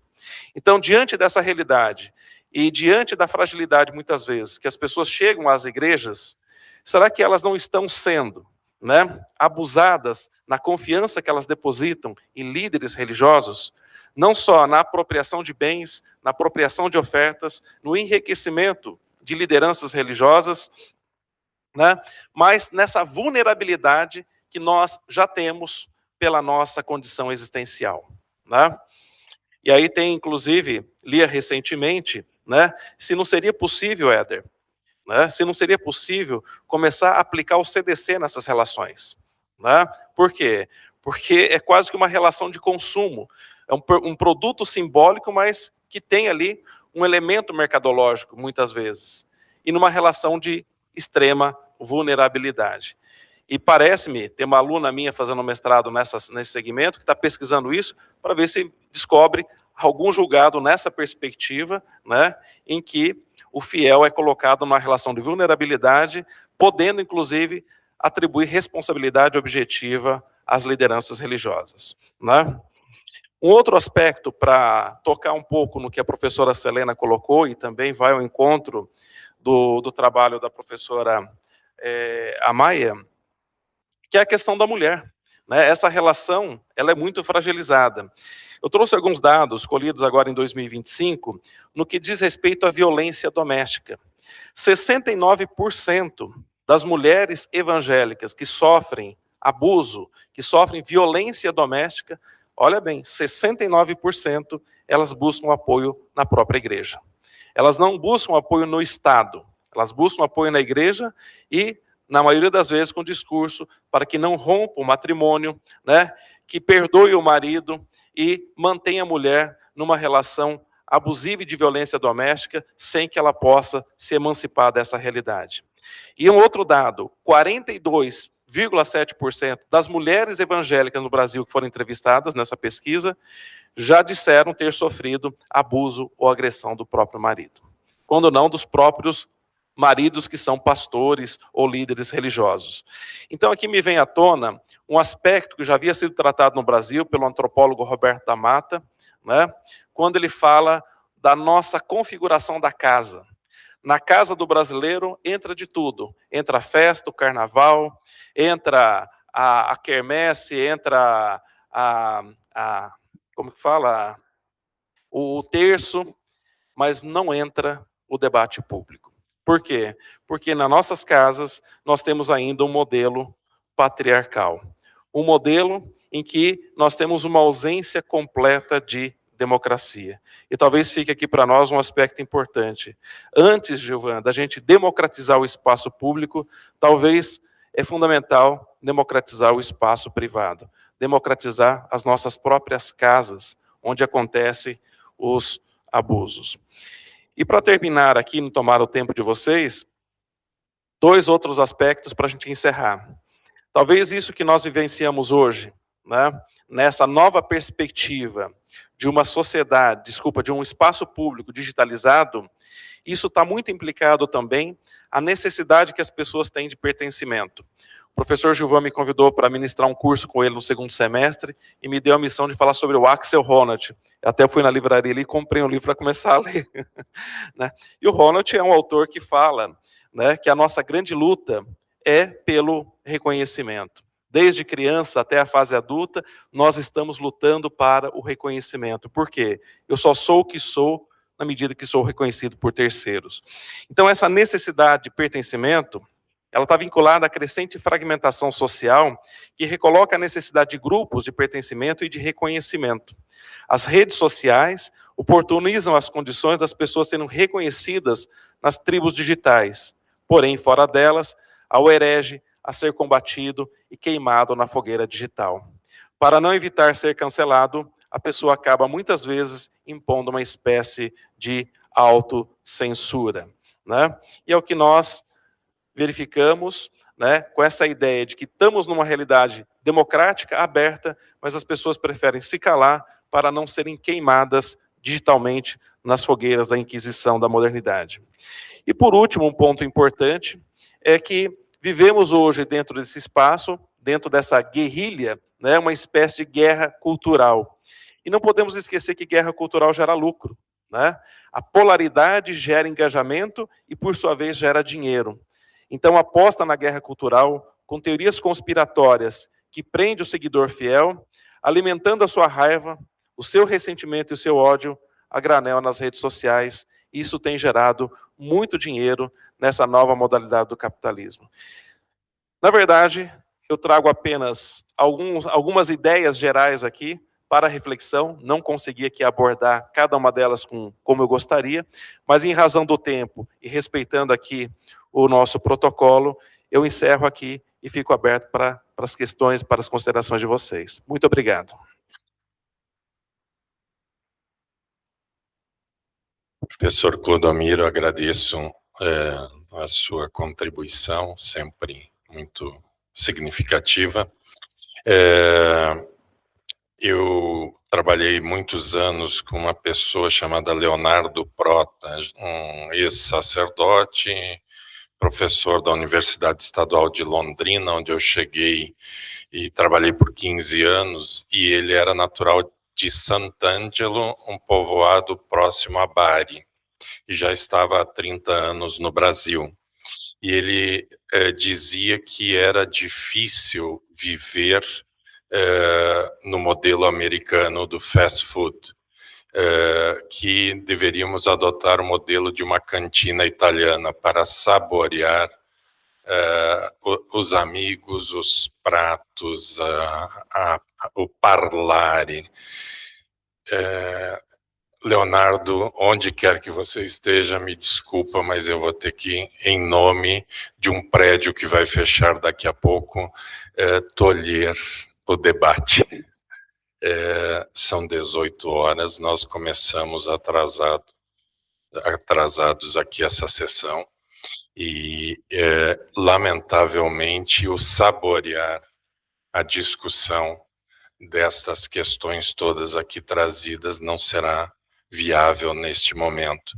Eu gostaria de sugerir e até solicitar, por exemplo, a professora Maia, eu vou incomodá-la, perturbá-la, fazer contato, porque estou com uma direção de teses iniciada este ano exatamente sobre essas questões de uma pessoa que atua no Poder Judicial com situações de pessoas de rua.